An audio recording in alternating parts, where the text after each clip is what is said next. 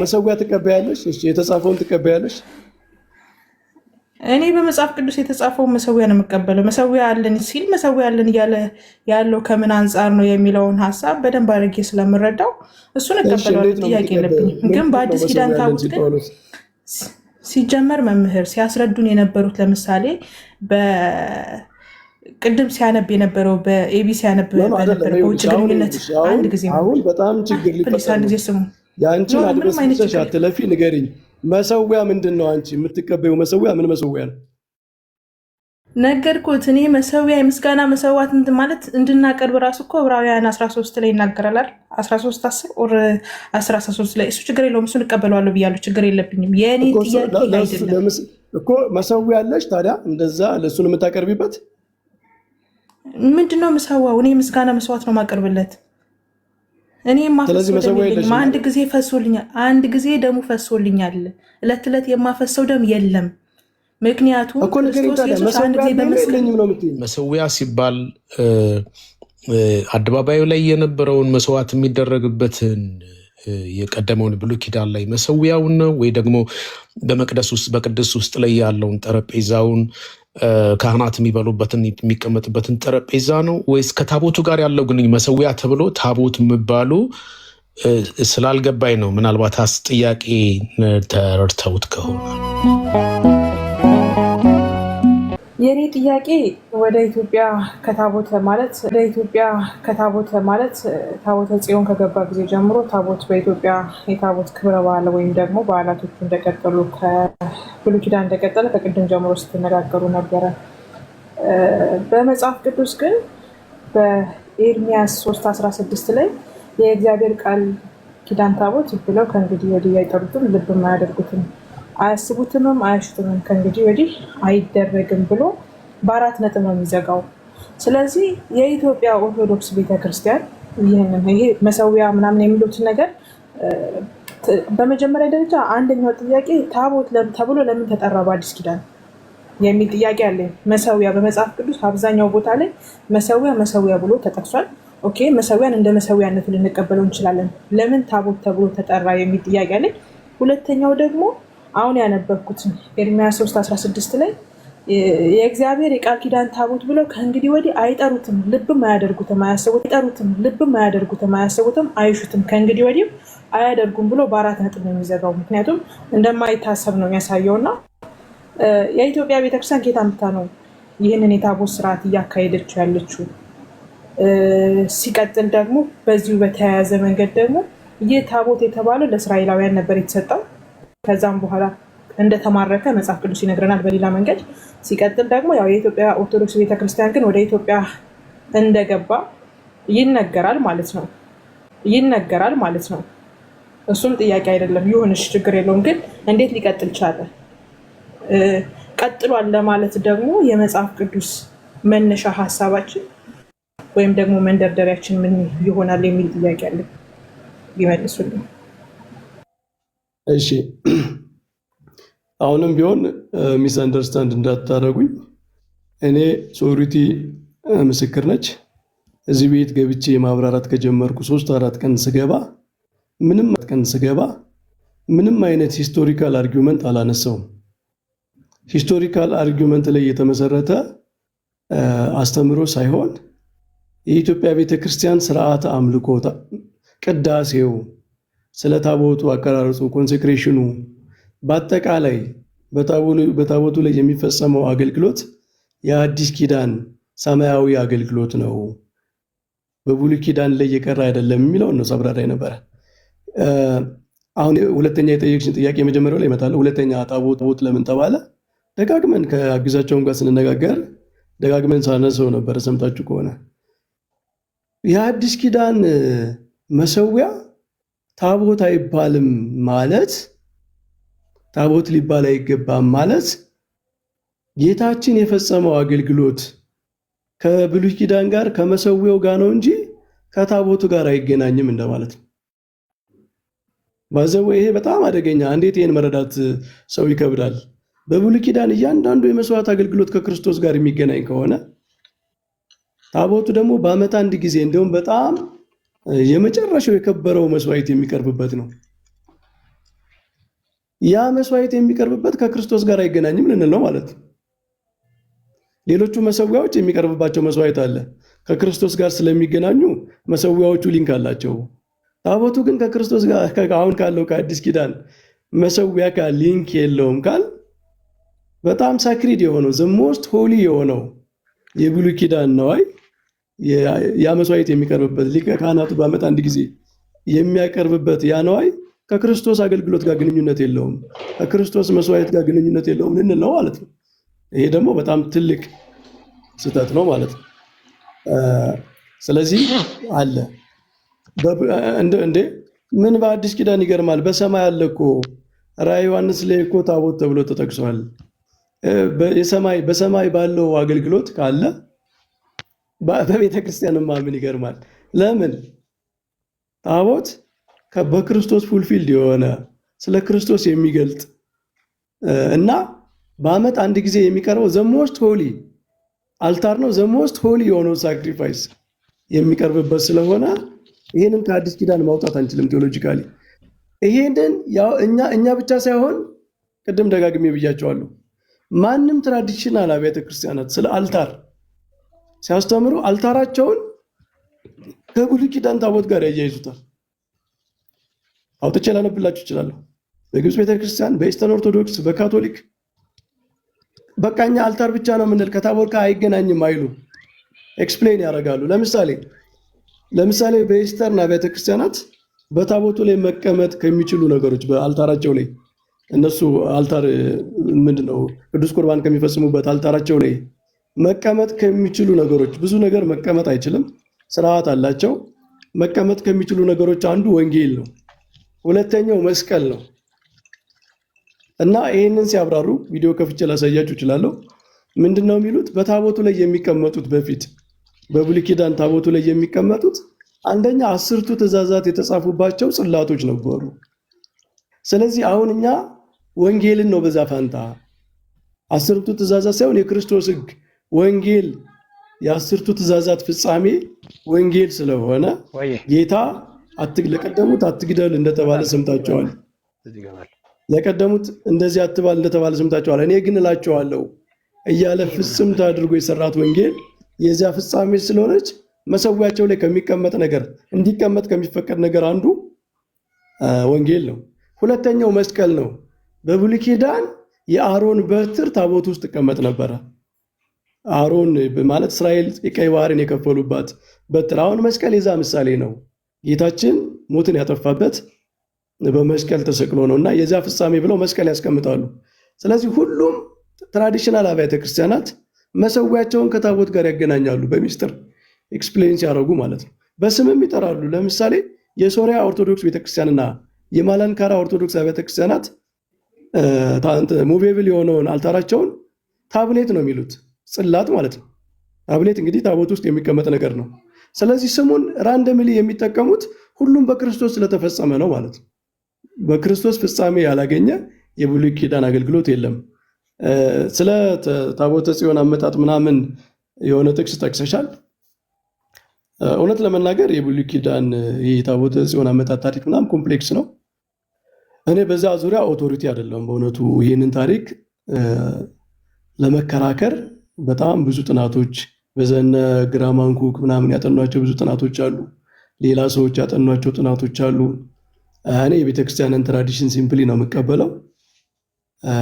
ግን ከአዲስ ኪዳን ጋር ማለት የብሉይ ኪዳን ታቦት ኢትዮጵያ ውስጥ ባይኖር የኢትዮጵያ ቤተክርስቲያን አሁን ያለው አገልግሎት አይኖራትም ማለት አይደለም። ምክንያቱም እኛ ሼር የምናደርገው ሌሎቹ ቤተክርስቲያናት ሁሉ ሼር የሚያደርጉትን የመሰዊያ አገልግሎት እንጂ የተለየ ስላልሆነ እኔ ቴዎሎጂካል የሆነውን ነገር ነው በደንብ አጥንቼ መከራከር የምችለው። ሂስቶሪካል የሆነውን ነገር ግን ሂስቶሪካል ኦቶሪቲ ላለው ሂስቶሪካሊ በደንብ ላጠና ሰው ብትጠይቁ ይሻላል። እሺ መምህር ቴንክ ዩ። ሶሪቲ ቆይ እዚህ ጋር አንድ ጊዜ እዚህ ጋር አንድ ነገር ብለዋል። በአዲስ ኪዳን ታቦት የሚባል ነገር በመጽሐፍ ቅዱስ አናነብም። ኦኬ ቃል ኪዳኑ ታቦት የሚለው ራዕየ ዮሐንስ ላይ እንግዲህ ስለምን እንደሚያወራ ሰፋ አድርጎ ማየት ያስፈልጋል ብዬ አስባለሁ። አሁን ዛሬ ላይ በኢትዮጵያ ኦርቶዶክስ ቤተክርስቲያን የምናየውን ታቦት ነው ብዬ አላምንም፣ ምክንያቱም እሱ ስላልሆነ። ግን ዕብራውያን ላይ ይሁን ጳውሎስ በተለያየ መንገድ መሰዊያ ብሎ የሚጽፋቸው ሀሳቦች ላይ ታቦት የሚል አገላለጽን አልተጠቀመም እና ስለዚህ ታቦቱ የብሉይ ኪዳን የነበረው ታቦት በአዲስ ኪዳን ቀጥሎ ከሆነ ታቦቱ እንደቀጠለ ይናገር ነበረ ብዬ አምናለሁ። ግን አንድም ቦታ ላይ በአዲስ ኪዳን ታቦት የሚል ስምን አናገኝም እና ቅድም ሲናገሩ አንድ ነገር ታቦት ከሌለ ብለው ነበረ እና ይሄኛውን እንደዚህ በጣም አድምተን የምናወራበት ከሆነ ለምን እነ ጳውሎስ በተለያየ መንገድ ዕብራዊ ያለ ይሁን ለቆሮንቶስ ሰዎች የሚሆን በየትኛውም መንገድ ለምን ታቦት ብሎ አልተጠቀመም መሰዊያ የሚለው ቦታ ላይ የሚል ጥያቄ አለኝ።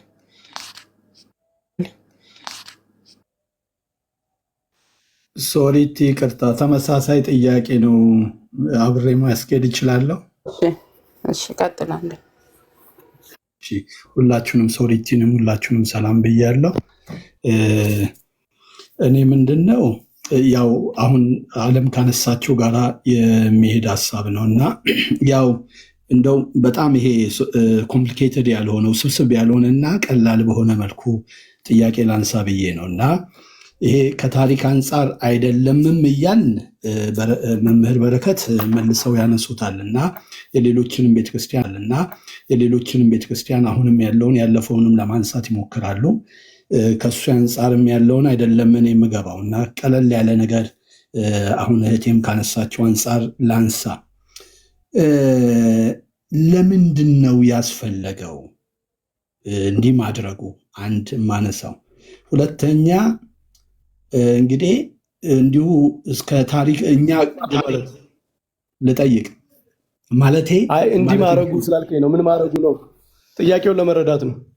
እሺ እየገለጽኩ ስለሆነ ነው። አሁን የታቦቱን አካሄድም የአዲስ ኪዳን መገለጫ አድርጎ መሄዱም አዲስ ኪዳን ነው እዛ ላይ እየተገበረ ያለው የሚል ሀሳብ አለው እና ግን በዚህ በስርዓት መልኩ ያስፈለገበትን መልኩ ይበልጥ እንድረዳ ስለፈለግኩ ነው እና እሱን እንዲገልጹት ነው። አሁን ለምሳሌ ቅድም አንድ ነገር መልሰዋል እና በኢትዮጵያ ውስጥ ካለው ኮሚኒቲ አንጻር ወይንም ልክ ነው እሱ ከታሪክ አንጻር የአይሁድ ህዝቦች ኢትዮጵያ ውስጥ አሉ ወይንም የገቡበት ሁኔታ አለ። ከዛ አንጻር ያነሱት ነገር አለ። ከዚህ የተነሳ ያው ግንኙነት አለ የሚለውን ነው። ከኛ በላይ ራሱ በመጀመሪያዊቱ ቤተክርስቲያን እንደሚያውቁት የኢየሩሳሌም ቤተክርስቲያን አለች። ለምንድን ነው እንደዚህ አይነት ነገር ተጽፎልን ሲተገብሩ ያላየ ነው? ስለ ጌታ እራት እናገኛለን እና ስለ መሰዊያ አንስተዋል። እሱም ሌላ ጥያቄ ይሆናል በመሰረቱ መሰዊያ ከተነሳ መስዋዕትም ይነሳል። ከክርስቶስም ጋር ክላሽ ያደርግ ይሆን ወይ ተብሎም መነሳት አለበት። ምናልባት በዚህ መልኩ ከወንጌላውያን አማንያንም ጋር የተለያየ ሀሳቦች ሊኖሩ ይችላሉ እና እኔ አንዳንዴ ይሄ መሻር መፈጸም የሚለው ነገር ይነሳል እና ጌታችን ሊሽር አልመጣውም ግን ፈጽሞታል የሚለው መሰመር አለበት። እሱ በደንብ መሰመር አለበትና ስለዚህ ራእይ ላይ ያለው ሐሳብ ራሱን የቻለ ሰፊ ሐሳብ አለው። ስለ ታቦቱ የተነሳበት ጊፍት ጥያቄን ስፔሲፊክ አድርገው ታስቀምጥ። ይሄ ነው ጥያቄ ብለክ ማብራሪያ እየሰጠ ስለሆነ አንተ አይ እንትን ማለት እኔ ወደ ጥያቄው ልመጣ ነው። የራሴን ሐሳብ በዛው አስቀምጬ ብዬ ነው እና ራእይ ላይ ያለውን ሐሳብ እንግዲህ ምን ገልጸውም ነገር አለ፣ ማን ገልጸውም ነገር አለ። መጽሐፍ ቅዱስ ላይ ያሉትን ነገሮች ስንመለከት ማለት ነው። ስለዚህ ምን ለማለት ነው? በስርዓት መልኩ አሁን የኢትዮጵያ ኦርቶዶክስ ቤተክርስቲያን በምታደርገው መልኩ የቀድሞዋ ቤተክርስቲያን ስታደርግ አይታይም ምንም ቦታ ላይ። ይሄ ለምንድን ነው እየተደረገ ያለው? ብሉይ ኪዳን የአዲስ ኪዳን ጥላ ነው እንደሚያውቁት። የቀድሞዋ ቤተክርስቲያን ምንድን ነው ስታደርግ የማይታይ ነበር? ክሊር አድርገው። የቀድሞዋ ቤተክርስቲያን የማታደርገው አሁን እየተደረገ ያለውን ክሊር አድርገህ ጠይቃቸው። እሺ አሁን የታቦቱን አካሄድ የኢትዮጵያ ኦርቶዶክስ ቤተክርስቲያን የምትሄድበትን መልኩ ለማለት ብዬ ነው። ወደዛ ዝርዝር እንዳልገባ ብዬ ነው። ያው ግልጽ ነው ብዬ ነው እየተነሳ ስለነበረ ሐሳቡ። ስለዚህ የቀድሞዋ ቤተክርስቲያን ይሄንን አሁን በሚተገበረው መልኩ አታደርግም። አሁን እንኳን ምናልባት አሁንም አዲስ ኪዳናዊ ልናደርገው የምንችላቸው ሀሳቦች ሊነሱ ይችላሉ እና አሁን ጥምቀትም ለምን ከዛ ጋር ተገናኘ የሚል እሳቤ ሊነሳ ይችላል፣ እሱ ጋም እንኳን ሳልገባ ማለት ነው። ስለዚህ እኔ ከዚህ አንጻር ነው ብቻ እና ለምንድን ነው ማናገኘው የኢትዮጵያ ኦርቶዶክስ ቤተክርስቲያን የምታደርገው ይሄን ነገር? አሁን ሌሎች ስርዓቶች ማይነር የሆኑ ነገሮች ቢሆኑ ኢዳዝንት ማተር፣ ብዙ ነገሮች በየቤተ እምነቶች አሉ። ይሄ ግን ስለ ታቦቱ ስናነሳ የእግዚአብሔርን አብሮነት ስለሆነም ነው። አንድ ከእሱ አንጻር የሚታሰብ ስለሆነ ነው። ስለ መሰዊያውም ስናነሳ መስዋዕትንም ስለምናነሳ ነው። ስለዚህ በዚህ መልኩ መሄዱ ለምን አስፈለገ? እንደገና የአዲስ ኪዳን መረጃ ቀጥታ ሲተገብሩት የነበረ ነገር ሊሰጡን ይችላሉ ወይ ለማለት ነው በእኔ በኩል። አመሰግናለሁ።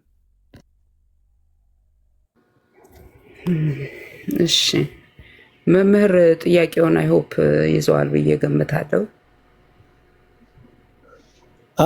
ሶሪቲ ያው ይህን ጉዳይ በጣም እየተጠያየቅን ስንመላለሰው ነበረ ባለፈው።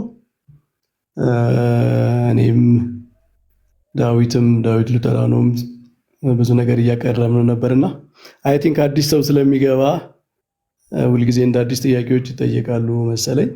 እኔ ቅድም እዚህ ሂስቶሪካሊ ጋር ያለው ነገር እሱን እንትን ለማድረግ ነው የገባው እንጂ ያው ነገሮች በጣም በየጊዜው ሲደጋገሙ ትንሽ ይከብዳል። ለማንኛውም ወንድሜ የባለፈው ነገር ካልሰማ ከሆነ በጣም ባጭሩ ልመልስልህ። አንደኛ በአዲስ ኪዳን መሰዊያ አለ። ቅዱስ ጳውሎስም መሰዊያ አለን ብሏል። ቆሮንቶስ ላይም የጌታ ጠረጴዛ ብሏል። የጌታን ማዕድ ጠረጴዛ፣ የጌታን ማዕድ ከአጋንንት ማዕድ ጋር እንዴት ትካፈላላችሁ ብሎ የአጋንንት ማዕድ የታወቀ ነው። አጋንንት አልታር አላቸው፣ የመስዋዕት ስርዓት አላቸው። ይሄኛውም የመስዋዕት ስርዓት የሚያመለክት እንደሆነ ግልጽ ነው። ሁለተኛ ሚልክያስ 1 ላይ የጌታ ማዕድ አሁንም ሎርድስ ቴብል የሚለው ለመሰዊያው ተነግሯል። ስለዚህ የጥንት ክርስቲያኖች የጌታን ስጋና ደም የሚቀበሉበትን ማዕዳቸውን ጠረጴዛቸውን መሰዊያ አድርገው ይቆጥሩ ነበረ። ከዛ ውጭ ግን በአዲስ ኪዳን እነዚህ ምልክቶች ተነግረውናል። በራዕየ ዮሐንስ ላይም ደግሞ መሰዊያ አለ ተብሎ ተነግሯል በሰማይ። ስለዚህ በሰማይ ስርዓት አምልኮ ይፈጸማል። መላእክት አሉ፣ መላእክት ያመሰግናሉ፣ እንደውም የዕጣን ሁሉ ምናምን ተብሎ ተነግረዋል። ስለዚህ ቤተክርስቲያን ከዚህ ከሐዋርያት መሰዊያ አለን ከሚለው ከሰማያዊው አምልኮ ከዛ በኋላ ደግሞ ቅዱስ ቁርባን ራሱ ምንድነው መስዋዕት ነው ብለው ስለሚያምኑ ነው ጥንታውያን ክርስቲያኖች። በቀደም ዓርብ ዕለት እኛ ቤት የተነጋገርንበት ነበር። ሰምታችሁ ከሆነ ከነ ጀስቲን ማርቲር ጀምራችሁ ከዲዳኬ ጀምራችሁ ሁሉንም አባቶች ቅዱስ ቁርባን መስዋዕት ነው። ሚልክያስ ላይ የተነገረው በስሜ ዕጣን ታጥናላችሁ፣ በስሜ ንጹህ የሆነ ቁርባንን ታቀርባላችሁ ብሎ እግዚአብሔር የተናገረው ለቅዱስ ቁርባን ነው የተረጎሙት ጥንታውያን ክርስቲያኖች። ይህንን ለምን ተረጎሙት እንደዛ ብለው? አሁን እኛ እንደምንረዳው ለምን አይተረጎሙትም ካላችሁ እንዴ እናንተ ደግሞና እነሱ ደግሞ አሁን እናንተን ምንድን ነው የሚሏችሁ? ለምንድን ነው እንዲህ ብላችሁ የማትተረጉሙት ነው የሚሏችሁ? ምክንያቱም ክርስቶስ ሐሙስ ማታ ያቀረበው የቆረሰው ስጋው ያፈሰሰውን ደሙን ነው ሪፕሬዘንት ያደረገበት። ህብስቱን እየቆረሰ ስለ እናንተ የሚሰጥ ስጋዬ፣ ደሙን ጽዋውን ይዞ ስለ እናንተ የሚፈስ ደሜ ብሎ ወደ ሰማይ እያመሰገነ ከዕለተ ዓርቡ መስዋዕት ጋር አገናኝቶ የዚያ ሳክራመንታል ሪፕሬዘንቴሽን እንደሆነ ሳክራመንታሊ ዓርብ የሚቀበለውን መከራና ሞት ሐሙስ ራሱ አክት እያደረገ ራሱ እያሳየ ይሄ የእናንተ የማቀርበው መስዋዕት ነው በመስቀል ላይ ብሎ የሰጣቸውን አይ መስዋዕት አይደለም ብትሉ ጥንታውያን አባቶች ከአንደኛው ክፍለ ዘመን ጀምሮ የነበሩ አባቶች እናንተንም ደግሞ እንደዛ ነው የሚሏችሁ። ለምን ትሉታላችሁ? ሁለተኛ መንፈስ ቅዱስ ቤተክርስቲያንን ይመራታል፣ መጻሕፍትን እንድትረዳ ያደርጋታል፣ ወደ እውነት ሁሉ ይመራታል የሚለው ነው የምትሉት። አንደኛው ክፍለ ዘመን ጀምሮ ያሉ አባቶች በአጠቃላይ ቅዱስ ቁርባንን መስዋዕት በማለታቸው ተሳስተው ከሆነ እንዴ ክርስቶስ ምንድነው የሚሰራ የነበረ? መንፈስ ቅዱስ ምንድነው የሚሰራ የነበረ? የቤተ ክርስቲያን ጠበቆች እኮ ናቸው እነዚህ እነ ጀስቲን ማርቲር በሰማዕትነት የሞቱ እኮ ናቸው እና አግናጢዮስ። እነዚህ ቅዱሳን ራሳቸውን ለክርስቶስ መስዋዕት አድርገው የሞቱ ሰዎች እንዲህ ብላችሁ ተረዳችሁት ብላችሁ መንፈስ ቅዱስ አይገልጥላችሁ ነው የተረዳችሁት እያልን ነው ማለት ነው። እና በትክክል ደግሞ መጽሐፍ ቅዱሳዊውን ኮንሴፕት ይዘውታል። ምክንያቱም ቅዱስ ቁርባንን ከመስዋዕት መለየት አይቻልም። ቅዱስ ቁርባን መስዋዕት አይደለም የሚል ሰው በሌላ አነጋገር ምን እያለ ነው? ቅዱስ ቁርባን ከዕለተ ዓርብ ጌታ ካቀረበው መስዋዕት ጋር ግንኙነት የለውም እያለ ነው። ከክርስቶስ ሥጋና ደም ጋር ግንኙነት የለውም እያለ ነው። በሌላ አነጋገር በቅዱስ ቁርባን አማናዊነት አያምንም ማለት ነው። በቅዱስ ቁርባን አማናዊነት የማታምኑ ከሆነ መሰዊያ አያስፈልጋችሁ። እሺ መምህር፣ ያው እንትን እንዳንሄድ ወደ አለፍ ብለን እንዳንሄድ ብዬ ነው። ያው መልሱን አይ ቲንክ ጊፍት መልስ ተመልሶልኛል ትላለክ? አልተመለሰልኝም። እኔ አሁን እሳቸው የጌታ እራትን መስዋዕት የአምልኮም ዝማሬም ስንዘምር መስዋዕት ነው እና እንደሱ አይነት እሳቤ ከሆነ መልካም ነው። የጌታ እራት ደግሞ የጌታን ውለታ ከህብረት አንጻር ችግር የለም። ጥያቄ ስጠይቀኝ በጣም ረዥም የሆነ ኤክስፕላኔሽን እየሰጠ ስለጠየቀኝ ገብቶኛል። ባክ ኤንድ ፎርዝ እናድርገው። ጌታ በዕለተ ሐሙስ ለሐዋርያት የሰጣቸው ቆርሶ የሰጣቸው ህብስት ሥጋዬ ነው ብሎ የሰጣቸው በዕለተ ዓርብ በመስቀል ላይ መስዋዕት አድርጎ ካቀረበው ሥጋው ጋር ግንኙነት አለው የለውም? አለው። እኔ በማምነው እኔ መጽሐፍ ግንኙነት ካለው ያኛው መስዋዕቱ ነው የኛው መስዋዕት ሳይሆን እንዴት ህብረት መልኩ ኖ ግንኙነት ካለው የዕለተ ዓርቡ መስዋዕት ከሆነ ጌታ የሰጠው ደግሞ ህብስትና ወይኑን ሥጋውና ደሙ አድርጎ የሰጠው ከዕለተ ዓርቡ ጋር የሚገናኝ ከሆነ መስዋዕት ከሆነ የክርስቶስ ሥጋና ደም ጋር ህብረት ያለው ግንኙነት ያለው ሆኖ ሳለ እንዴት ነው እሱ መስዋዕት የማይሆነው? ሁል ጊዜ መስዋዕት አይሆንም። በእኔ መጽሐፍ ቅዱስን በምረዳው መስዋዕት አንድ ጊዜ ተከናውነዋል። አንተ በምትረዳው አይደለም።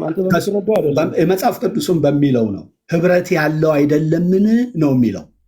ህብረት ነው ያለው፣ ግንኙነት ነው ያለው። ህብረት ያለው መስዋዕት በመሆን ህብረት የለው ማለት ነው። ይኸውልዎት እሱም በወንጌል ወይንም በፕሮቴስታንት አማንያንን መካከል ልዩነት ሊኖረው ይችላል እና ቀጥታ ከመለወጥ አንጻርና ከህብረት ግንኙነት አለው ከሚለው አንጻር ማለት ነው። እሱ ሳይሆን እኔ የምናስቀምጣቸው አንተ ምንድን ነው የምትወክለው? ሪል ፕሬዘንስ የሚሉትን ነው? ሲምቦል የሚሉትን ነው? የትኛውን ነው የምትወክለው? ሲምቦል የሚሉትን ነው? የትኛውን ነው የምትወክለው? ህብረት አለው በሚለው ነው እኮ ሪል ፕሬዘንት ማለት የክርስቶስ ሥጋና ደም ነው ብለህ የሚያምኑትን ነው? በአማርኛ የክርስቶስ ሥጋና ደም ከሆነ የክርስቶስ ሥጋና ደም ከሆነ በመስቀል ላይ የተሰቀለው ራሱን አሳልፎ የሰጠበት ሥጋና ደም ከሆነ በመስቀሉ ላይ ያለው መስዋዕቱ ነው። ይሄኛው ደግሞ ህብረት ያለው ግን መስዋዕት የማይሆንበት በምን አግባብ ነው የማይሆነው? ቲንክ ቴዎሎጂካል ዲፍረንሱን ያወቀው አይመስለኝም። ጊፍት በጣም ይቅርታ መሀል ስለገባው መምህር በረከት። እሺ ያወቀው አይመስለኝም አይባልም፣ ግን የራስህን ሀሳብ ብትናገር ጥሩ ነው። እኔስ አሁን ወደ ሌላ ጥያቄ ነው፣ ይሄ ሌላ ጥያቄ ነው የሚመራው። በነገራችን ላይ ይሄ ወደ ሌላ ሀሳብም ነው እሳቸውም እየሄደ ያሉት። እኔ ስለ ሴሬሞኒው ነው ያነሳሁት። ሰፖርት ላደርግ ነበረ በንቀት በምናምን ሳይሆን ያው አንተ ችግር የለውም አይደለም፣ በቅንነት የተናገርኩት። እሳቸው ሊሉ የፈለጉት ነገር ምንድን ነው? መጀመሪያው ነገር ይለወጣል ብለው የሚሉ አሉ፣ እንደ ኦርቶዶክስ እና እንደ ካቶሊክ ያሉ። አንደኛው የመጀመሪያው ነገር እሱ ነው። ሁለተኛው ነገር ደግሞ መታሰቢያ ነው ብለው የሚሉ አሉ። ሶስተኛ ደግሞ ልክ እንደ ሉትራኖች ሪል ፕሬዘንስ ብለው የሚሉ አሉ። ይሄ ደግሞ አማናዊ ብለው የሚሉ አሉ። አማናዊ ሲባል እነዛም አማናዊ አይሉ ማለታቸው ማለት አይደለም። ስለዚህ አንተ የትኛው የአስተሳሰብ ውስጥ ነው ያለኸው? መታሰቢያ ነው የምትለው ወይስ ደግሞ ይለወጣል ነው የምትለው? ወይስ ደግሞ ልክ እንደ ሉትራኖቹ ሪል ፕሬዘንስ ወይም አማናዊ መገኘት ነው ብለህ የምትለው የሚለውን ለማለት መሰለኝ እሳቸውና በደንብ እሱ እኮ በጣም ቀላል ነገር ነው። መልሼዋለሁ። እሱን እኮ በህብረት ደረጃ ነው ማምለው ስል ስለመታሰቢያ ነው እያነሳ ያለሁት እንጂ ዳይሬክት ይለወጣል ከሚለው ወገን አይደለሁም። በእኛ መካከልም ልዩነት አለ ብያለሁ። አሁን ርዕሱ ግን እሱ አልነበረም። በነገራችን ላይ ምሳሌ ነው ከሚሉት ነው አንተ ከሉትራንም ከኦርቶዶክስም ያልሆነ ማለት ነው አይደል? ጊፍት አንተ ምሳሌ ነው ህብረት አለው በሚለው ነው። በቃ ለአንተ እኮ ምንም መሰዊያ አያስፈልግም። ጊፍት ችግር የለው፣ መከራከር አያስፈልግም። መከራከር እኮ አይደለም የያዝ ነው፣ ውይይት አይደለ የያዝ ነው፣ መነጋገር ነው የያዝ ነው። ስለዚህ በከዛም ይሄኛውማ እኔ ነገሩ እሱን አልነበረም እኮ ጥያቄው። ይሄ ማለት እኔ ራሱ መታሰቢያ ነው እንጂ ሪል የክርስቶስ ስጋና ደም አይደለም ብዬ ባምን መሰዊያ አያስፈልግም ብዬ ከሚከራከሩ ስለመሆን ማለት ነው። እንዳንተ መምህር በረከት ጥያቄው ስለ ጌታ እራት ስላልመሰለኝ ነው። አሁን ወደዛ ሄደዋል ማለት ነው። አንዱ ክፍል ልታረጉት ይችላል።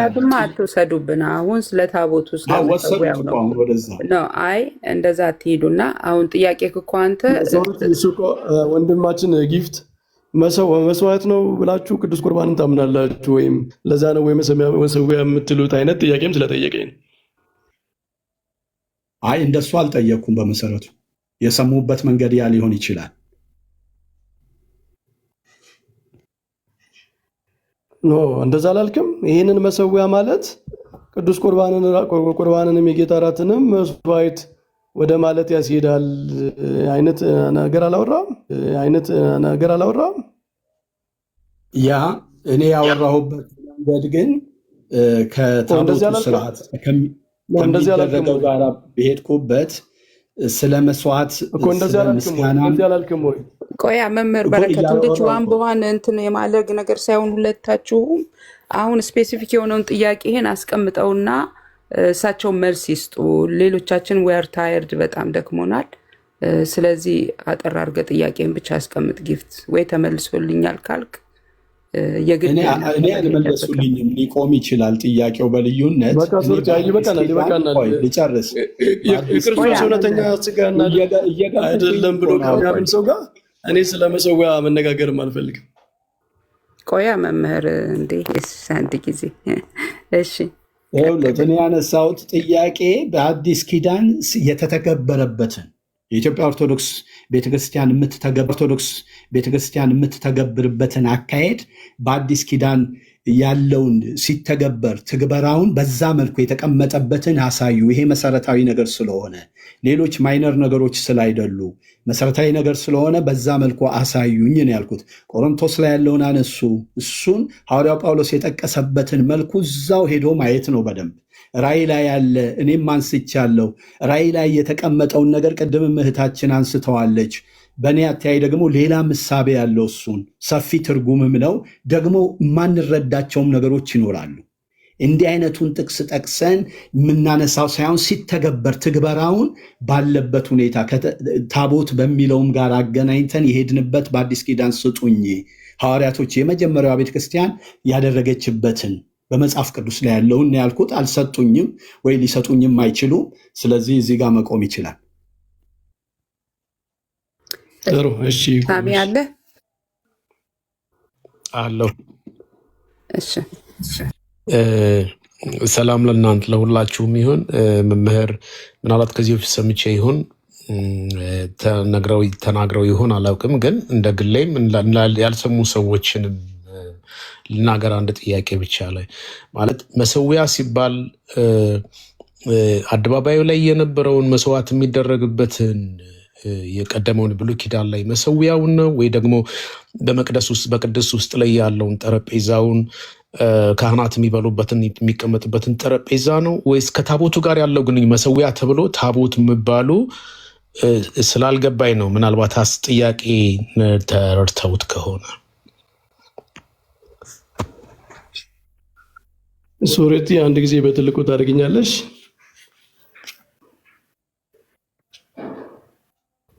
እሺ መምህር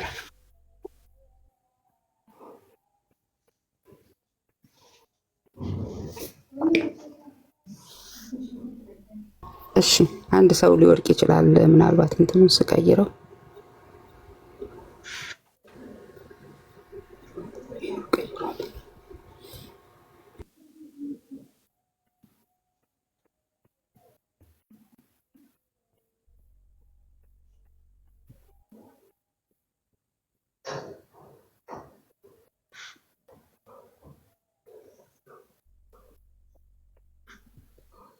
ኒው አልታር በአዲሱ መሰዊያ በአዲስ ኪዳን የሚፈጸመው አምልኮ ሰማያዊ የሆነ እስካቶሎጂካል የሆነ በራዕየ ዮሐንስ በተገለጸው መንገድ የሚደረግ እንደሆነ ያሳያል ነው የሚሉት።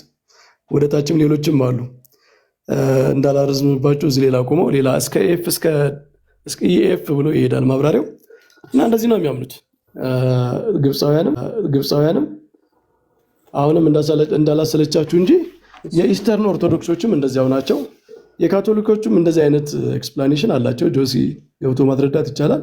ስለዚህ ማንኛውም ክርስቲያን አልታር ከታቦቱ ጋር ግንኙነት አለው፣ ከብሉይ ኪዳን ታቦት ጋር ማለት ነው። ስለዚህ ከሆነ አልታር ግን ይቅርታ በመካከል ስለገባኝና እስካሁን ድረስ ሲያነቡ የነበሩት ጽሑፍ የኢትዮጵያ ኦርቶዶክስ ቤተክርስቲያንን ይወክላል ወይ? በግብፅ ቤተክርስቲያን ታቦታትን ቀርጾ ብዙ በቅዱሳን ስም ሰይሞ ታቦታትን በማሰራት ዙሪያ ሊሆን ይችላል፣ ውጭ አውጥቶ በማንገስ ደረጃ ሊሆን ይችላል። እዚህ ጋር እያነበቡ ይልን ያሉት በነገራችን ላይ መሰዊያ ወይም ደግሞ መፈተቻ የሚለውን እኛም ልንቀበለው እንችላለን። ምክንያቱም የሚጎረብጥ ሀሳብ ስላልሆነ ማለት ነው። ታቦት የሚባለው ግን ይቅርታ መምህር ረዥም ሰዓት እያወራን ነበር። ጥያቄ ልንቀበለው እንችላለን ምናምን የሚል አገላለጽ እኮ በጣም ቢግ ለሃይማኖት እንዲህ ልንቀበል እንችላለን ምናምን ሳይሆን ወይ እንቀበለዋለን ወይ አንቀበለውም እኮ ነው የሚባለው። ኖ አይ እዚህ ጋር እኮ ጥያቄ አሁን ለምሳሌ የቅዱስ ቁርባን መፈተቻ ጠረጴዛ ነው ብለው የሚሉኝ ከሆነ እቀበለዋለሁ። ምንም የሚጎረብጥ ሀሳብ ስላልሆነ ማለት ነው። ግን በኢትዮጵያ እንደሚሉት የምን ክርስቶስ ኢየሱስ ስለኔ በመስቀል ላይ ተሰውቶልኛል፣ ሁለተኛ ጊዜ አይሰዋልኝም እንዳደረጉት ትቀበያለሽ? ኖ እኔ ስለኔ ጌታ ኢየሱስ አንድ ጊዜ በዕለተ ዓርብ ቀን ራሱን በመስቀል ላይ ሰውቶልኛል። የምሰዋው መስዋዕት የለኝም፣ የምስጋና መስዋዕት ነው ያለኝ። ኦኬ፣ ስለ ቅዱስ ቁርባን የሚነሳ ከሆነ መፈተቻ የምንለው ከሆነ እቀበለዋለሁ ነው የኔ ጥያቄ፣ የኔ ሀሳብ። ግን ደግሞ የምሰዋው መስዋዕት የለኝም፣ ዛሬ ላይ የማፈሰው ደም መፈተቻ እንዴ እስካሁን ድረስ እኮ ሲያብራሩ የነበሩት ቅዱስ ቁርባን የሚዘጋጅበት መፈተቻ ጠረጴዛ እየተባለ ነው ሲብራራ የነበረው አይደለም። አልታር ነው አደራል። እና የስም ልዩነቱ ምን ችግር አለው ታዲያ?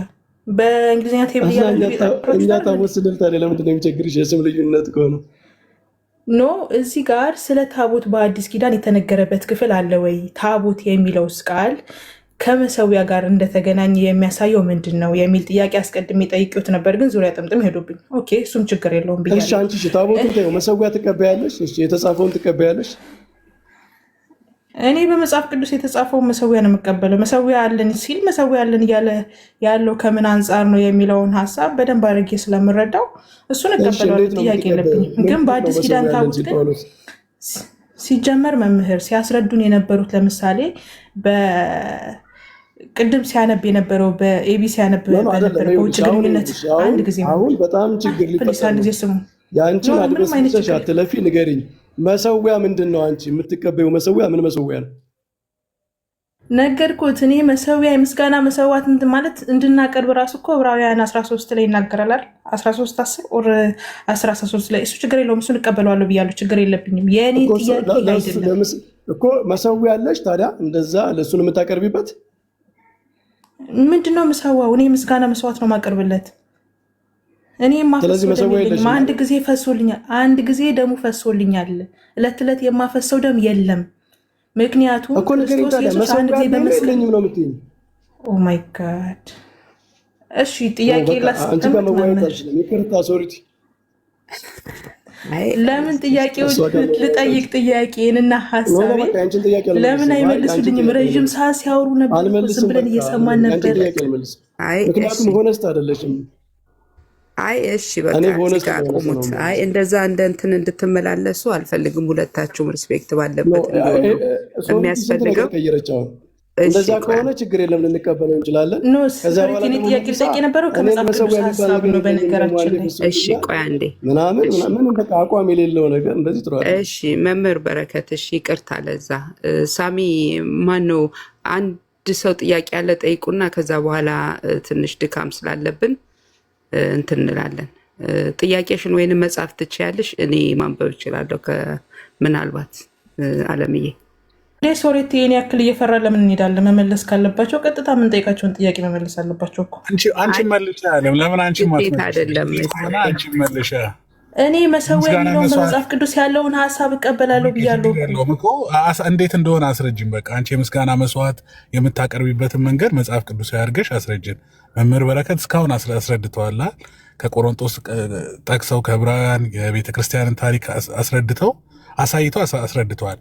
አንቺ የምስጋና መስዋዕት እንዲህ ነው የማቀርበው ብለሽ መጽሐፍ ቅዱስ ያርገሽ አሳይን። አንቺም የአንቺ ቤተ እምነት እንዴት የምስጋና መስዋዕት እንደሚያቀርብ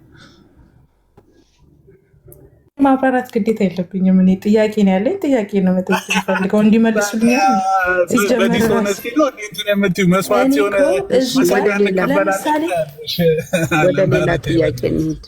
ወደ ሌላ ጥያቄ ሰዓታችን እንትን እንዳለ ግን እዚህ ጋ እኔ ጥያቄ አለኝ። ይሄ የጌታ እራት ግን ምንድን ነው መሰለሽ፣ የጌታ እራት ዳይሬክት ጉዳይ እኛ መካከልም ልዩነት ሊኖር ይችላል ወይንም አለ። እሱ አይደለም ግን የሚደረገው ነገር ከአዲስ ኪዳን ቀጥታ አሳዩ የሚለው አሁን አንደኛ ቆሮንቶስን በንጽጽር የቀረበበት መልኩ ራሱን የቻለ እይታ አለው ብያለሁ። ራእይ ላይም ሁሉንም የማንገልጻቸው ነገሮች አሉ። ግን ሲተገበር ወይንም ኤክሰርሳይዝ ሲደረግ የነበረ የመጀመሪያዊቷን ቤተክርስቲያን አሁን እሳቸው ብዙ ነገሩን። ጥሩ ነው እሱ ከታሪክ አንጻር አሁን ቤተክርስቲያንም የምትተገበሩ የተለያዩ ሀገራት ላይ ያሉት። ግን የኢየሩሳሌሟ የቀድሞዋ ቤተክርስቲያን ሐዋርያቶችን ቤተክርስቲያን እየተከሉ ሲሄዱ እንዲህ አይነት ኤክሰርሳይዝ ያደረጉ ነበሩ ወይ የሚለውን አልመለሱትም። ለዛ ብዬ ነው እና እንደ መጽሐፍ ቅዱስ ሲባል እሱን ማለትም እንደሆነ መረዳት ጥሩ ነው። ጊፍት እርሳቸው አስረድተዋል። አለመቀበል መብታችሁ ነው። ግን አሁን የእናንተ ደግሞ አሳየን። አንተ መጽሐፍ ቅዱስ ውስጥ አንተ እንደምታቀርበው የአንተ ቤተ እምነት እንደምታቀርበው የምስጋና መስዋዕት የሚያቀርብ ከመጽሐፍ ቅዱስም ከቤተ ክርስቲያን ታሪክም እንደፈለክ በቃ አሳየን። ያንተን ደግሞ ማለት ነው። የመምህርን አለመቀበል መብት ነው አስረድተዋል እሳቸው። ያንተን ደግሞ አሳየን እስቲ ጊፍት ከቻልክ እባክህ። አሁን አንተ እሺ ለምሳሌ ጠይቅ፣ ከየት ወገን ነህ አንተ? ጠይቀኝ፣ አሳየኝ፣ ጊፍት አሳየን። እኛም እኮ መምህር መልሰዋል አይደል? ያንተ ደግሞ አንደኛ ጥያቄው መነሻ ይኸውልህ ወንድሜ፣ የጥያቄው መነሻ በመሰረቱ እንዲህ እንድንጠያየቅም አልነበረም። የጥያቄው መነሻ በተነሳው መምህር በሚጠየቁበት መልኩ ተጠይቀው እንዲመልሱ ነው። እሱ ነው። አልንቀበልም እንደዛ ካልኩ አንተንም ልጠይቅ ስለምችል ብዬ ነው። ጊፍት አንተ ጠይቅ ተመለሰልህ። መልሱን አለመቀበል መብት ነው። እኛ ስንጠይቅ ደግሞ አንተ መልስልን እያልን እኮ ያንተ ምስጋና ትክክለኛ ጥያቄ ነው ማለት መሰዊያ የሚለው የእኛ መሰዊያ አለን ብሎ የሚለው ኮንቴክስቱም እንደሚነግረን የጎልጎታ ላይ የተሰቀለው ኢየሱስ ነው። ራሱ ኮንቴክስቱ ራሱ ይነግርሃል ያንን ነገር። እዛ ጋ ምንም አይነት የጌታ እራት የሚል ሐሳብ የለውም፣ ወይ ደግሞ ቁርባን በኦርቶዶክስ የለውም።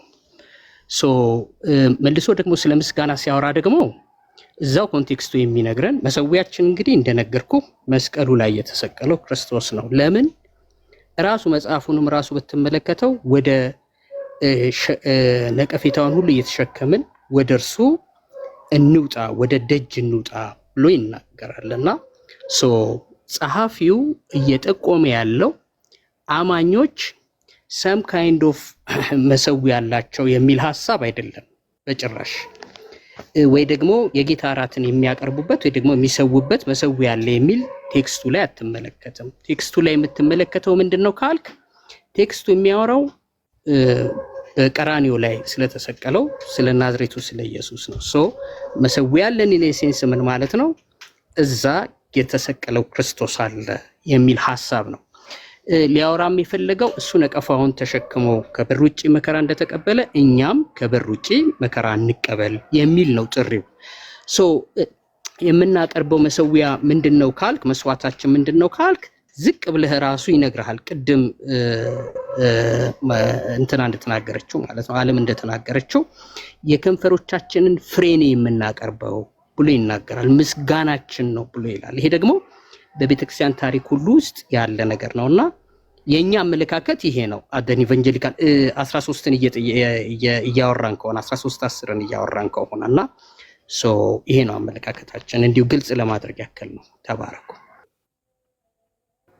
እሺ ዶክተር አለ ወደ መጨረስ እየሄድን ስለሆነ ዶክተር አለ ሶሪቲ ያለው እሺ ምን ሐሳብ አለ ወይንም ሐሳብ ወይንም ጥያቄ እንጨርስ። እኔም ነገሩ ይሄንኑ ነበር ልጠይቃቸው የምፈልገው። ሶሪቲ ይቅርታ፣ እኔ አንድ ጥያቄ ልጠይቀው እንዱን። ያ ይችላሉ። እሺ እንዱ መሰዊያችን ክርስቶስ ነው አልክ። አሁን እናንተ ክርስቶስ መሰዊያችን ነው ብላችሁ ነው የምታምነው? አሁንም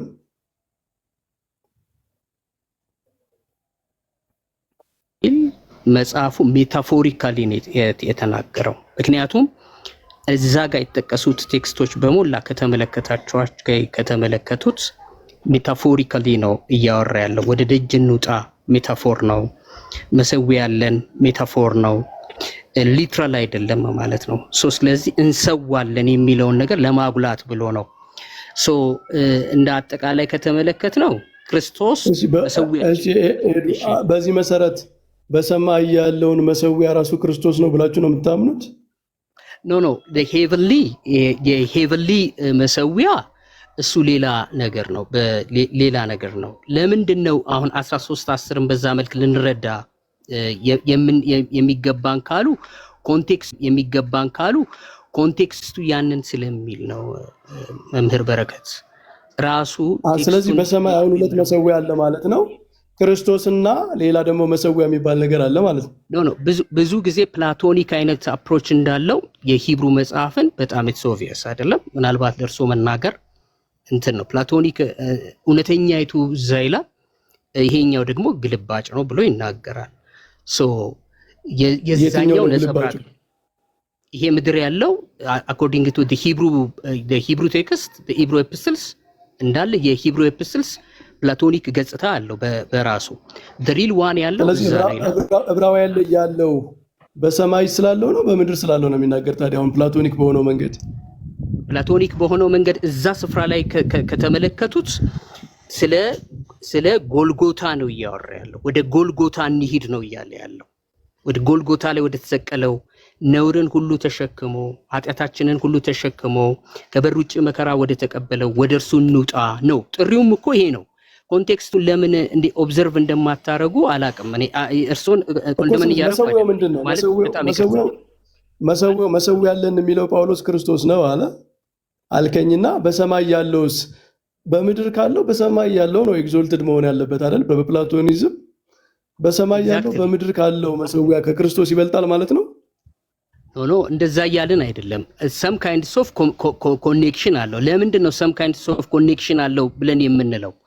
ሰም ካይንድስ ኦፍ ኮኔክሽን ብለን የምንለው ከደም አንጻር ከተመለከቱት ያው እርሶም እንደሚያስተውሉት እዚህ በመስቀል ላይ የፈሰሰውን ደም ይዞ ነው የገባው ወደ ቅድስት በገዛ ደሙ ገባ ብሎ የሚለው በዛ መልክ ነው።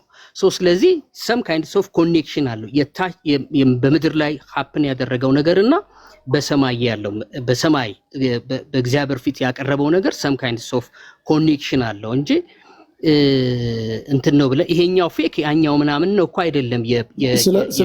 ስለዚህ በምድር ያለው መሰዊያ የተባለው ክርስቶስ ከሆነ መሰዊያ ያለን ሲል ጳውሎስ በሰማይ ያለው ደግሞ ከምድር ካለው ጋር ግንኙነት ካለው በሰማይ ያለውን መሰዊያ ክርስቶስ ነው ለማለት ለምንድን ነው የከበደ ታዲያ? ለምንድን ነው እንደዛ ብለን እንዳንል የሚያደርገን? ደሙን ይዞ ነው የገባው። ኦንቶሎጂካሊ ሂ ኢዝ እንትን ነው ብለን ልንለው አንችልም። ማለት እሱ ደሙን ነው ይዞ የገባው። አፈሰሰ ደሙን። ራሱ ሂብሩ ራሱ እንደሚነግረን ይዘን እንውጣ እያለ ስለሆነ ወደ ጎልጎታ እዚህ ደሙን አፈሰሰ፣ ይዘው ቀረበ። ይሄንን ነው የምረዳው። በዚህ መልክ ስለዚህ እንደውም በሰማይ ያለው አልታር እኮ እንደውም ታቦቱን ነው ሪፕሬዘንት የሚያደርገው ማለት ነው አይደል? ሊቀ ካህናቱ ደም ይዞ የሚገባው ወደ ታቦቱ ነበር በብሉይ ኪዳን። ያ ግን ምንድነው አሁን እንግዲህ ያው ሊረዱ እንደሚችሉት ሄቨን ላይ ምንም ታቦት አለ ብሎ የሂብሩ መጽሐፍ አይናገርም። ያለው መቅደስ ነው አይደለም። አሁን ኤክስፕሌን ባረከው መሰረት ክርስቶስ ደሙን ይዞ የገባበት ስለሆነ የሰማዩ ከምድሩ መሰዊያ ጋር ኤግዛክትሊ ነው ማለት አንችልም ካልክ፣ በምድር ላይ ሊቀ ካህናቱ ደሙን ይዞ የሚገባበት ወደ ታቦቱ ነው። ስለዚህ በሰማይ የታየው አልታር እንደውም ወደ ታቦቱ ነው እኮ የሚጠጋው አይደለ? ግን ኤግዛክት እንትን እኮ አይደለም፣ ኤግዛክት ሬፕሊካ አይደለም። የኦልድ ቴስትመንቱ በኦልድ ቴስትመንት ላይ ከተመለከቱት የቅድስት መሰዊያ ምናምን ብሎ የሚናገረው በሞላ የኦልድ ቴስትመንቱ ሬፕሊካ ነው እያለ አይደለም። ምንድነው እሱ የዕብራውያን ጸሐፊ በተለይ ደግሞ እንደዚህ ታቦቱ መሰዊያ በብሉይ ኪዳን ሊቀ ካህናቱ ደሙን ይዞ የሚገባው ወደ ታቦቱ ነው አይደል? ደሙን ይዞ የሚገባው ወደ ታቦቱ ነው። ኤግዛክትሊ። እሺ፣ ክርስቶስ ደግሞ ደሙን ይዞ ወደ ሰማይ ገብቷል።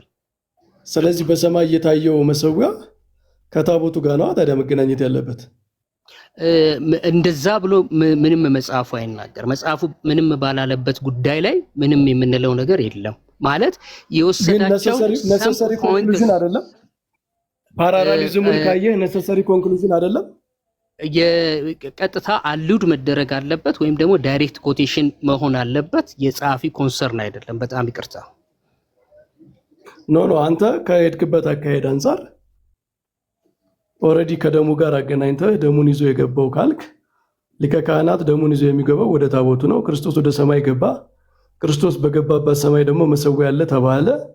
ስለዚህ ይሄንን መሰዊያ በብሉይ ኪዳን ከተጠቀሱት መሰዊያዎች ብትፈልግ አንዱም ጋር አታገኘውም። ከታቦቱ ጋር ብቻ ነው ልታገናኘው የምችለው፣ ነሰሰሪሊ ልታገናኘው የምችለው ማለት ነው። ካልሆነ ሊቀ ካህናት ደሙን ይዞ የሚገባው በብሉይ ኪዳን ወደ ታቦቱ ስለነበረ በሰማይ የታየውን አልታር ቴዎሎጂካል ሲሜትሪውን ጠብቀ ኤክስፕሌን ማድረግ ካለብህ ከታቦቱ ውጭ ከየትኛው አልታር ጋር ነው የምታገናኘው ታዲያ? በብሉይ ኪዳን ከተጻፉት አልታሮች ከየትኛው ጋር ልታገናኘው ትችላለህ? የኒው ቴስትመንት ላይ የሚመለከቱት ከሆነ እኔ አሁን አንድ ነገር እንዴት ነው አንድ ነገር ሲሚላሪቲ የምትሰራው ብለው የሚሉኝ ከሆነ የምሰራበት መንገድ አንደኛ ዳይሬክት ኮቴሽን ካለ ማለት ነው። ዳይሬክት ጸሐፊው ራሱ ሲሚላሪቲ ከሰራ ሊትራሊዝም ነው ወይ ደግሞ ሊትራሊዝም እኮ ነው። ቆይ ሊጨርስና እንትን ልበል። አንደኛ የመጀመሪያ ነገር ዳይሬክት ኮቴሽን ከታቦቱ ጋር ኤክስፕሊሲትሊ ነው። አንድ ነገር ኤክስፕሊሲትሊ ካልተነገረ ቴዎሎጂካል ኤክስፕላኔሽን መስጠት አንችልም እንዴ? እንደዚህ እንደሆነ ከሆነ እኮ በጣም ብዙ የክርስቲያን ዶክትሪኖቻችን የተገለጹበት ፎርሙላ ምናምን ኤክስፕሊሲትሊ መጽሐፍ ቅዱስ ላይ ያለ አይደለም። ምንድነው ፕሮብሌሙ? እንደዚህ አይነት አፕሮች ከተባለ እኔ አሁን ወደ አዲስ ኪዳን ቀጥታ ኢንዳይሬክት ኮቴሽን ካለ አሉሽ ከተደረገ ወይ ደግሞ ዳይሬክት ኮቴሽን ካለ ታቦቱን ለምሳሌ ሪፈር ካደረገ ታቦቱ አለ ካለ ያ ትክክል ነው፣ ይህንን ነገር እቀበለዋለሁ። ግን ዳይሬክት ኮቴሽን ከሌለ አልቀበለውም ብዬ ነው የምለው። ዞሮ ዞሮ ራሱስ እስቲ እርሶን ልጠይቆትና ሊትራል የሆነ መሰዊያ ነው አሁን በሰማይ ያለው ሄቨን ቴምፕል አለን የእናንተ ኢንተርፕሬቴሽን የሚለው የእናንተ አካሄድ? በጣም ይቅርታ ይሄን ስናገር ስጠይቅ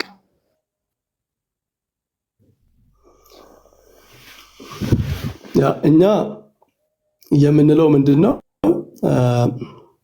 በሰማይ ያለው መሰዊያ በምድር ያለችውን ቤተክርስቲያን መሰዊያ ሪፕሬዘንት የሚያደርግ ነው።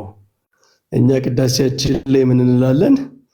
በዚህች ሰማያዊት በሆነች መሰዊያ ልመናችን ተቀበል፣ ኢየሱስ ክርስቶስ በገባባት በዚች መሰዊያ እያልን እናገራለንና በምድር ያሉ ቤተክርስቲያናት ሁሉ የክርስቶስ ቤተክርስቲያን ሁሉ በጣም ብዙ መልቲፕል ቢሆኑም ሚስቲካሊ ግን አልታራቸው አንድ ነው። እዛ አልታር ላይ የሚቀርበውም የክርስቶስ ስጋና ደም አንድ ነው። ብዙ አብያተ ክርስቲያናት በአንድ ጊዜ በጣም ብዙ ቅዳሴ ተቀድሶ ብዙ ሰዎች ሊቆርቡ ይችላሉ በተለያየ ቦታ። እግዚአብሔር ግን ብዙ ክርስቶስ የለም ማለት ፓራራሊ እዛም ቤት የሚኖር እዛም ቤት ራሱን ሙሉ ሙሉ አካሉ ክርስቶስ በየቦታው መልቲፕል ሆኖ አለ ማለት አይደለም። እዚህ በምድር ላይ የሚታየው መልቲፕሊሲቲ የታይም ኤንድ ስፔስ ሊሚቴሽን ነው። መንፈስ ቅዱስ እንደዛ አይደለም የሚሰራው። ስለዚህ አንድ አልታር አለን፣ አንዲት ቤተክርስቲያን አለች፣ አንድ መሰዊያ አለ። ግን ያ በሰማይ የታየው አልታር እቺ አንዷ ቤተክርስቲያን የምታቀርበውን መስዋዕት የሚወክል ነው ብለን ነው የምናምነው። ትራል ነው ማለት ነው እዛ ሰማይ ኖ አሁን እኮ በእኛ ጋር ሰማይና ምድር የስፔስ ጉዳይ አይደለም። ሰማያዊ የሆነ አልታራችን ሰማያዊ ነው ማለት አልታራችን እኛ የምንጠቀምበት መሰዊያ ሰማያዊ ነው ማለት ዮሐንስ በሰማይ ያየው የቤተክርስቲያንን አልታር ነው። ቤተክርስቲያን አንዲቱና በሰማያዊ እይታዋ በአንድ አልታር የምታቀርበውን መስዋዕት ነው ያየው። ስለዚህ የአብያተ ክርስቲያናት ሁሉ አንድ አልታር አለ። ሚስቲካሊ ከክርስቶስ ጋር ነው የሚገናኘው። ለዛ ነው የክርስቶስን ስም የምንጽፍበት ማለት ነው። ማንኛውም ነገር በአዲስ ኪዳን ከክርስቶስ ጋር የማይገናኝ የለም፣ ሚስቲካሊ ማለት ነው። ለዛ ነው እያንዳንዱ አልታር ላይ የክርስቶስ ስም የሚጻፈው ከክርስቶስ ጋር ስለሚገናኝ ነው። ግን ፊዚካሊ ማለት አሁን በሰማይ የታየው አልታር በምድር ያሉትን ፊዚካሊ የሆኑ አልታሮች የሚወክል አይደለም ማለት ግን አንችልም።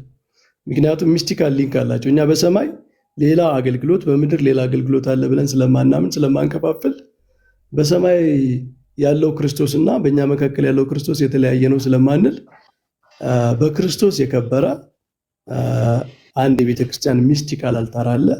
አልታርን ከዚህ ከመልቲፕሊሲቲው ከምናምን ከፍ አድርገን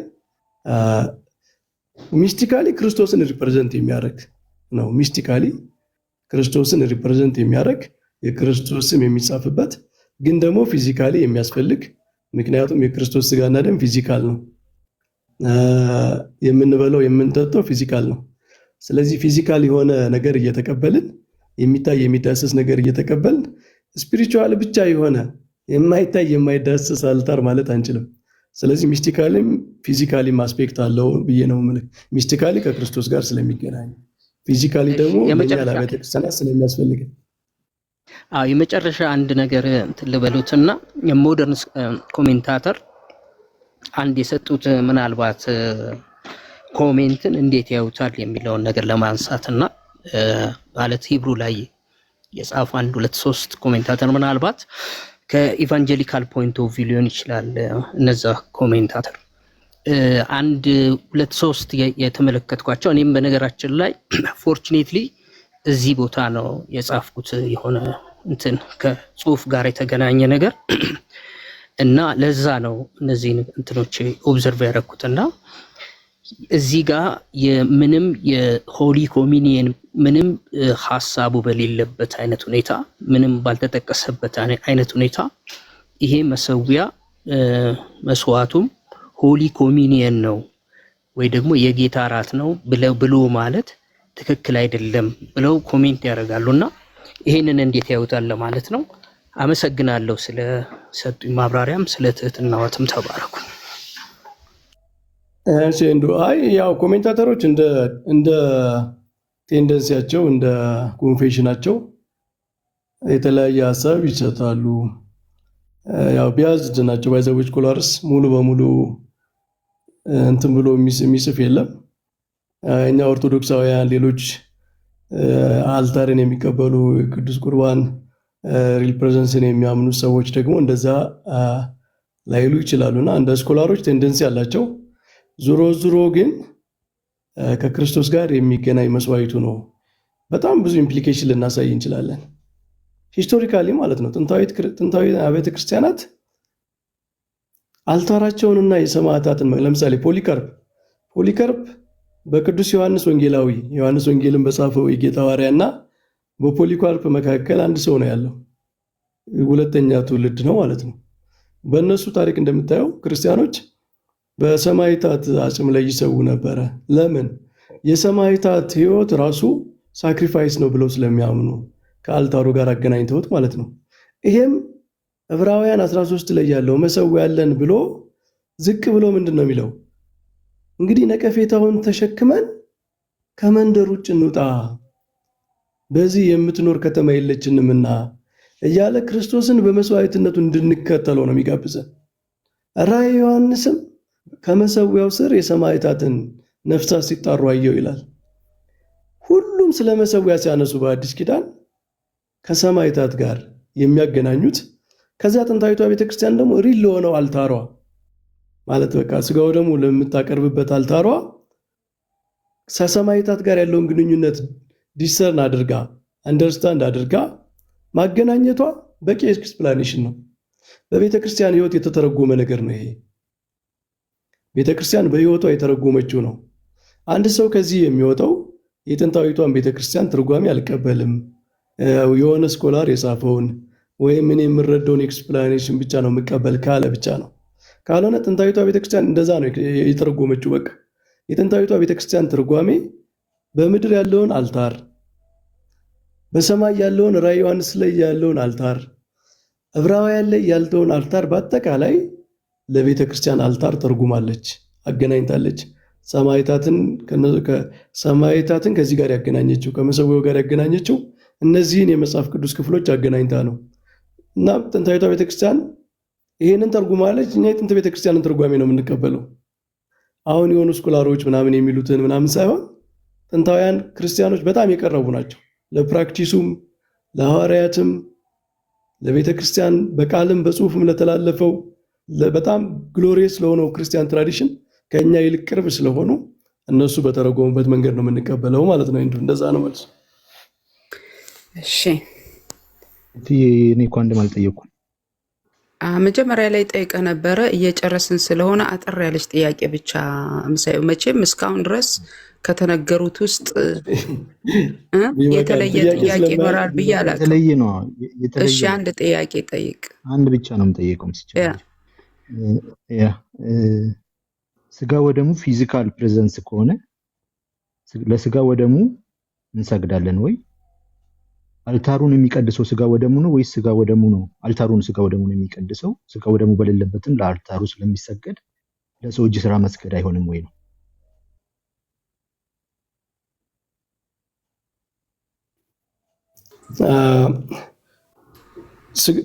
ለክርስቶስ እንሰግዳለን።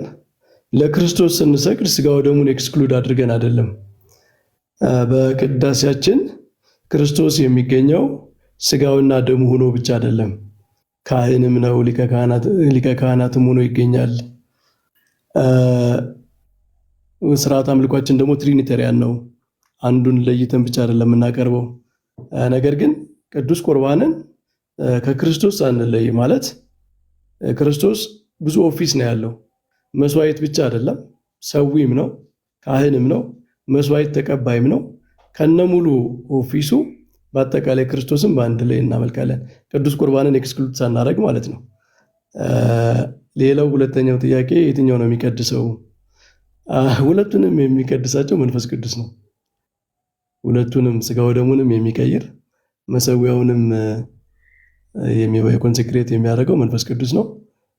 ስለዚህ አንዱ በአንዱ ይቀደሳል ሳይሆን መንፈስ ቅዱስ ስጋውና ደሙን ምንድነው አልታሩን የክርስቶስ መሰዊያ አድርጎ ያከብረዋል።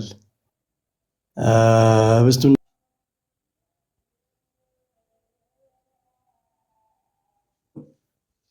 የክርስቶስ መንፈስ ነው አልታሩንም የሚቀድስ ስጋውና ደሙን የሚሰጥም ማለት ነው።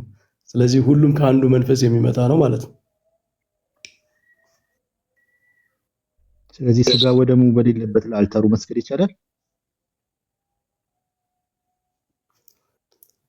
አዎ ምን መሰለ አልታሩ አንድ ጊዜ ኮንሴክሬትድ ከሆነ በኋላ በክርስቶስ ስሙ ከተጻፈበት ኮንሴክሬትድ ከሆነ በኋላ በቃ በምድር ላይ በጣም የከበረ ስፔስ ነው ለኛ። ከአልታሩ የከበረ ስፔስ የለንም። ምክንያቱም ኦልሬዲ ክርስቶስ እኛ ሪል ፕሬዘንስን ስለምናምን ክርስቶስ የተቀመጠበት ክርስቶስ ራሱን የሰጠበት ቦታ ስለሆነ ግዴታ ስጋ ወደሙ በቅዳሴ ሰዓት ብቻ ሳይሆን ቤተክርስቲያን ሌላ ጸሎቶችም አሏት። ለምሳሌ የጧት ጸሎት አለ፣ የኪዳን ጸሎት፣ የማታ ጸሎት አለ። ሁሉም ጸሎቶች ሲቀርቡ መሰዊያውን ሴንተር አድርጎ ነው ጸሎቱ የሚቀርበውና ኦልሬዲ የቅዱስ ቁርባን ስርዓት ሳክሪድ ስፔስ ያደርገዋል፣ የከበረ ቦታ ያደርገዋል ማለት ነው። አመሰግናለሁ። እዚህ ልስጥልን ከተቻለ እንግዲህ ስጋ ወደሙ የተረፈው እንዴት ነው የሚወገደው የሚለውን ቢያብራሩልን ብቻ ነው። በቃ አመሰግናለሁ። ይወቃ እንዲህ አይነት ጥያቄዎች ብዙም ለዚህ እንትን አይደሉም። ቢበቃ ይሻላል።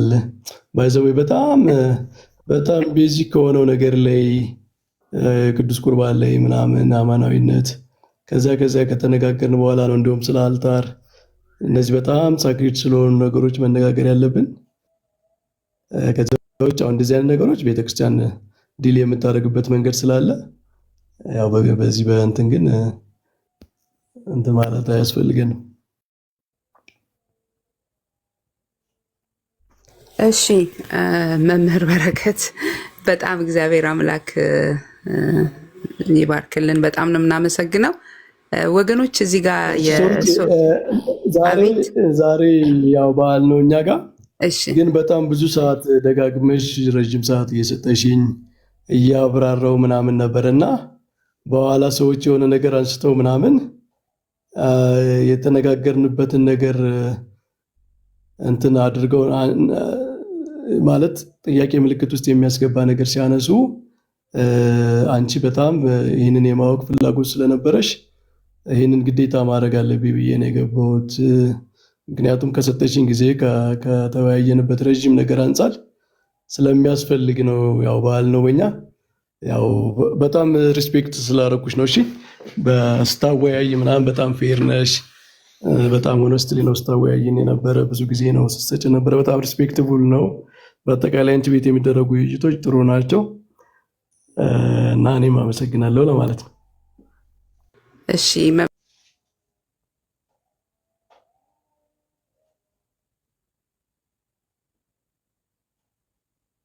ስለመጡ ራሱ በጣም እናመሰግናለን። ከዚህ በአመት በዓል ያ ሲሪየስነቴን ነውና በጣም ነው የምናመሰግነው። ልክና ሞገስ ሲኖርህ እኮ ነው በሰው ፊት ሰው እንደዚህ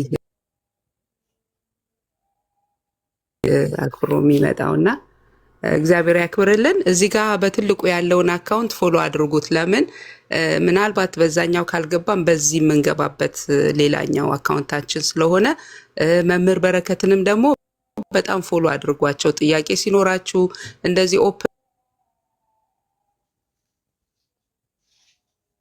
ሆነው የሚያናግሩ በግልጽ የሚናገሩ የሚያምኑበትን የሚያውቁ ሰዎች ሲኖሩ ቀላል አይደለም እና የእግዚአብሔር ቃልም ስለሚል ማለት ነው ጥያቄ ለመጠየቅ ኦፕን የሆኑ ሰዎችን ማግኘት በዚህ ጊዜ ቀላል አይደለም። ይሄንን ነው የምለው። ሌሎቻችሁ እዚህ ውስጥ ጥያቄ ስትጠይቁ የነበራችሁ ተጨማሪ ጥያቄ አለን ካላችሁ ጽፋችሁ ሌላ ቀን መወያየት እንችላለን።